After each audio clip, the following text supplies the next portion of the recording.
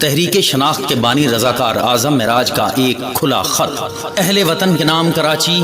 8 جون 2022۔ اہل وطن سلام، پاکستانیوں اور وطن عزیز کی دانشور سیاسی اشرافیہ اور ان کے مسیحی حواریوں اور قومی سطح کے صحافیوں سے مؤدبانہ گزارش ہے کہ 2017 کی افراد شماری کے اعداد و شمار بہت عرصے بعد باہر آئے ہیں۔ یہ اعداد و شمار تقریباً 11 لاکھ مسیحی پاکستانی شہریوں کے محکمہ شماریات کے کاغذات سے یک لخت غائب ہو جانے کا پتہ دے رہے ہیں،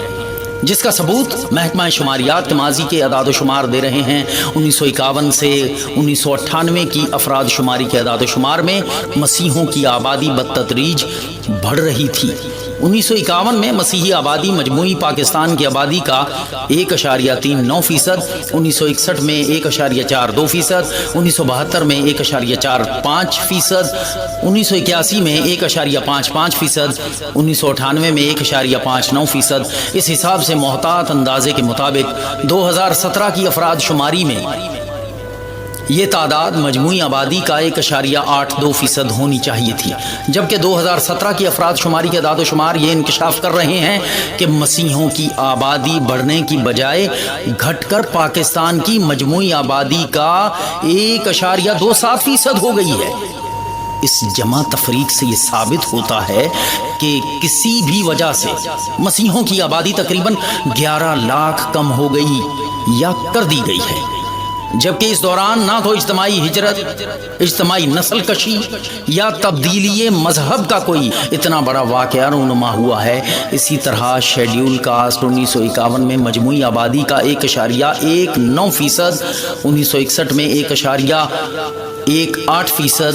1972 میں 0.95%، جبکہ 1981 کی افراد شماری میں شیڈیول کاسٹ کا خانہ خالی تھا۔ 1998 میں 0.25% اور 2017 میں یہ 0.41% ہیں۔ اسی طرح ہندو جاتی 1951 میں مجموعی پاکستانی آبادی کا 0.51%، 1961 میں 0.49%، 1972 میں 0.47%، 1981 میں 1.51%، 1998 میں 1.60% اور 2017 میں یہ تعداد 1.73% ہو گئی ہے۔ تحریک شناخت کے اغراض و مقاصد کے حصول کے لیے کتب کی تیاری کے سلسلے میں کی گئی تحقیق کے دوران یہ اعداد و شمار سامنے آنے کے بعد ہم نے پاکستان کی ہر بڑی سیاسی جماعت کے مالکان کے حواریوں اور ان جماعتوں سے وابستہ مسیحی سیاسی ورکروں، دانشور اشرافیہ، صحافی برادری، NGOs اور سیاسی رجحانات رکھنے والے مسیحی مذہبی رہنماؤں کو بھی اس عددی غلطی یا واردات سے آگاہ کیا، لیکن کسی کے کان پر جوں تک نہ رنگی۔ اقلیتی حقوق کے لیے قائم شعیب سڈل کمیشن نے اس بے ضابطگی کو متعلقہ حکومتی اور ریاستی اداروں کے سامنے اٹھایا۔ امید ہے اس کے کچھ مثبت نتائج بھی برآمد ہوں گے۔ ان میں سے کچھ اعداد و شمار بھی اسی کمیشن کی بدولت اب پبلک ہوئے ہیں، جبکہ 1951 سے 1998 تک کا ادارہ شماریات کے اقلیتوں کے اعداد و شمار صحافی اسحاق بخش کے ذریعے ہم تک پہنچے ہیں۔ اب اس کھلے خط کے ذریعے پاکستان کے ہر خاص و عام شہری سے گزارش ہے کہ اس مسئلے کی سنگینی کو سمجھتے ہوئے اس پر آواز اٹھائیں، کیونکہ شفافیت شہری اور ریاست کے رشتے کو مضبوط کرتی ہے اور یہ مضبوطی ہی ریاست کے استحکام کی ضمانت ہوتی ہے۔ خصوصاً ہر خاص و عام مسیحی کو اپنی اجتماعی بقا و ترقی کے لیے صحیح اعداد و شمار کے حصول کی اہمیت کو سمجھنا چاہیے، کیونکہ صحیح اعداد و شمار کی بنیاد پر کیا گیا اجتماعی و انفرادی کمزوریوں، طاقتوں، درپیش مسائل، دستیاب موقعوں کا تجزیہ تکمخ ہی انسان کو ریاستی و حکومتی طاقت کے مراکز سے اپنے حقوق لینے میں مدد کرتا اور صحیح راہ دکھاتا ہے۔ لہٰذا آپ کے پاس موقع ہے کہ اپنی عددی طاقت کی چوری کرنے کی واردات کے سنگین مسئلے کو پنجاب کے ضمنی انتخاب میں آنے والے امیدواروں کے سامنے ضرور رکھیں، وہ چاہے حکومتی اتحاد کے امیدوار ہوں یا موجودہ اپوزیشن کے۔ حکومتی اتحاد سے زیادہ گلہ یوں بنتا ہے 2017 میں حکومت اس حکومتی اتحاد کی بڑی سیاسی جماعت کی ہی تھی، اور المیہ یہ ہے کہ وزیر شماریات اسی جماعت کے مسیحی تھے،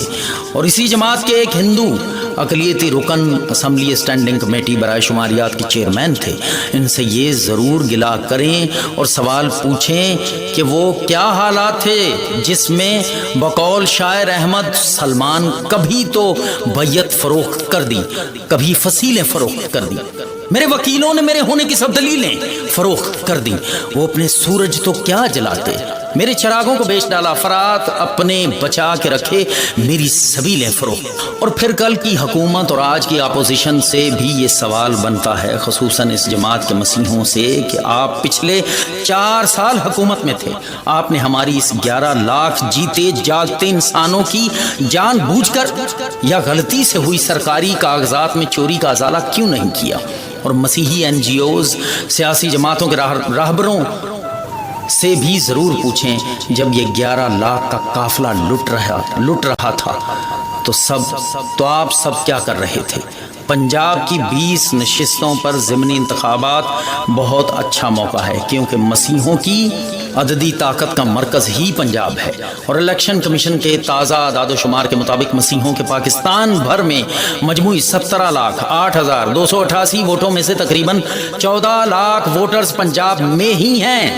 ہم اس کھلے خط کے ذریعے ہر خاص و عام سے گزارش کرتے ہیں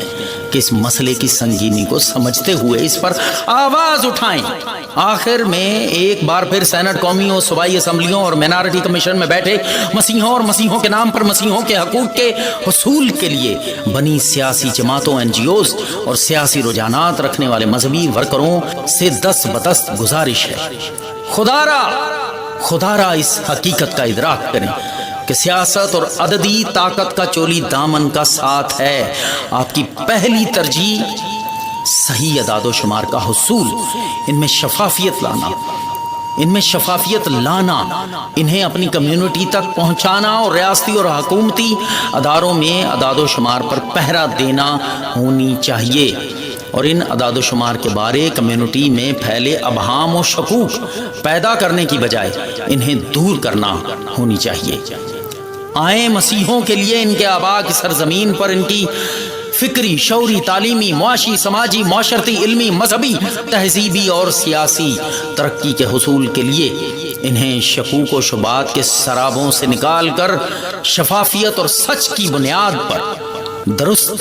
اعداد و شمار کے تخمینے کے بعد تجزیہ تقمخ کی اہمیت کو سمجھ کر اس کے لیے جد و جہد کریں، کیونکہ طاقت کے مراکز سے حقوق کے حصول کے لیے درکار عناصر فزیکل، ریاستی، نظریاتی، عددی، مالی روایات کے درست تخمینے کے بغیر چند انفرادی مفادات تو حاصل کیے جا سکتے ہیں، لیکن اجتماعی حقوق حاصل نہیں کیے جا سکتے۔ اس ضمن میں تحریک شناخت کے رضاکار آپ کی ہر طرح کی رہنمائی اور معاونت کے لیے حاضر ہیں۔ واسلام اعظم معراج، رضاکار تحریک شناخت زندہ باد، پاکستان پائندہ باد۔